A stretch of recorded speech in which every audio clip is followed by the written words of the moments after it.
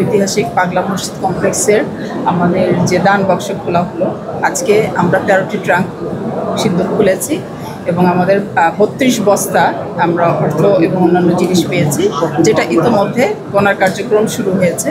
আর আমাদের এই যে টাকাগুলো পেয়েছি মূলত আমরা আমাদের কিশোরগঞ্জে যারা জটিল দুরারোগ্য রোগে আক্রান্ত আছেন তাদের চিকিৎসার জন্য এর একটি লভ্যাংশ ব্যয় হয়।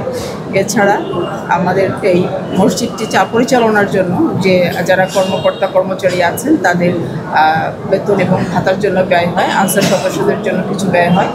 এছাড়া আমাদের যে মাদ্রাসাটি আছে সেই মাদ্রাসাটি পরিচালনার জন্য একটি অর্থ ব্যয় হয়।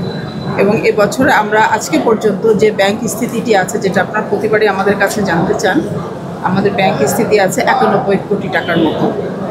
এবং আজকে আমরা আশা করছি যে বিগত দিনের থেকে এবার আরও বেশি সংখ্যক টাকা জমা হবে।